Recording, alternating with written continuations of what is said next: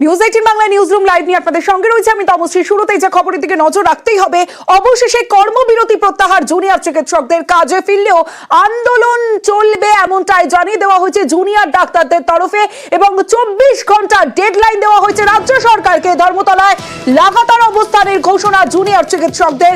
দাবি না মিটলে আমরণ অনশনের হুমকি জুনিয়র চিকিৎসকদের।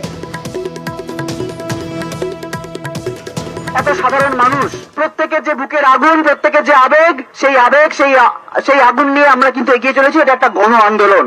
ফলত সেই গণ আন্দোলনকে মর্যাদা দিতে আমরা যে রোগী যারা রয়েছেন তাদের প্রত্যেকের কথা ভেবে আমরা ঠিক করেছিলাম এবং গতকাল আমরা জিডি করে ঠিক করেছি যে আমরা আজকে থেকে কর্মবিরতি প্রত্যাহার করছি, সম্পূর্ণরূপে প্রত্যাহার করছি।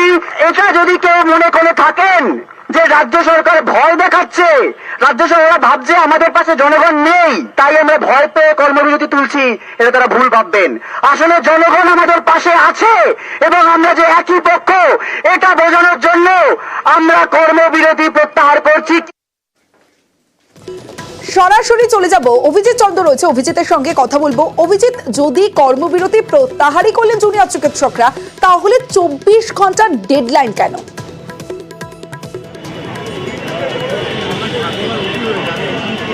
24 ঘন্টার সময়সীমা দেওয়া হয়েছে কারণ মুখ্য সচিবের সঙ্গে নবান্ন সভাঘরে যে বৈঠক হয়েছিল সেই বৈঠকে জুনিয়র ডাক্তাররা যে প্রস্তাবগুলো দিয়েছিল এবং পরবর্তীতে সরকারের পক্ষ থেকে সেই প্রস্তাবগুলো দ্রুত কার্যকর করার জন্য যে পদক্ষেপ গ্রহণ করার কথা ছিল সেই কোনো পদক্ষেপই হয়নি, এমনটাই অভিযোগ জুনিয়র ডাক্তারদের। এবং আন্দোলনকারী জুনিয়র ডাক্তারদের বক্তব্য যে নিরাপত্তা জনিত যে কারণগুলোর জন্য তারা যে পদক্ষেপের যে আশা করেছিলেন সেই আশা দুরাশায় পরিণত হয়েছে। এবং সাগর দত্ত, কামারহাটি সাগর দত্ত মেডিকেল কলেজের যে ঘটনা, ক্যানিং মহকুমা হাসপাতালের যে ঘটনা থেকে শুরু করে রাজ্যের বিভিন্ন প্রান্তে আজকেও একটি বেসরকারি হাসপাতাল, রুবির কাছাকাছি রুবির পাশে একটি বেসরকারি হাসপাতালে এক মহিলা চিকিৎসককে নিগৃহীত করার ঘটনা, একের পর এক ঘটনা সামনে আসছে এবং সরকারি বেসরকারি হাসপাতালগুলোতে নিরাপত্তা জনিত ব্যবস্থা কোনো কিছু গ্রহণ করা হয়নি। রাজ্যের বিভিন্ন সরকারি বেসরকারি মেডিকেল কলেজে হুমকি সংস্কৃতি চলছে, রোগী পরিকাঠামোয় কোনো রকম ব্যবস্থা গ্রহণ করা হয়নি। যে রেফারেল সিস্টেম বন্ধ করার জন্য জুনিয়র ডাক্তাররা দাবি করেছিলেন তার কোনো রকম কোনো কিছু কাজ করা হয়নি।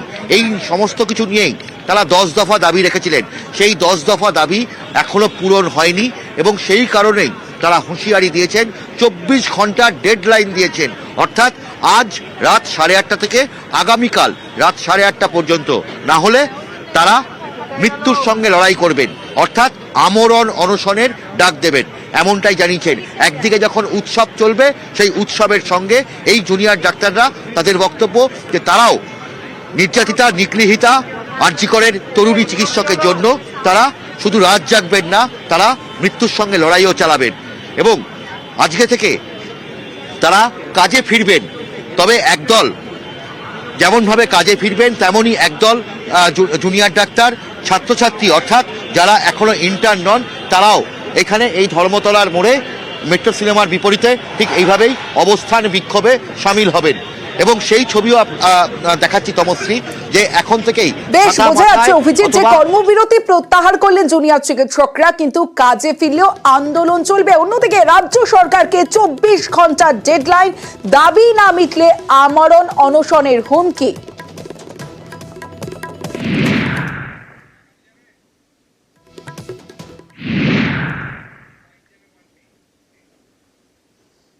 আগামী 24 ঘন্টার মধ্যে যদি আমাদের দাবিগুলো না মানা হয় তাহলে এই যে অভয় পক্ষ, এই যে ডাক্তার, রোগী, নার্স, সাধারণ মানুষ সবার পক্ষ থেকে আমরা নিজেদের জীবন বাজি রাখবো, আমরা নিজেদের জীবন বাজি রাখবো।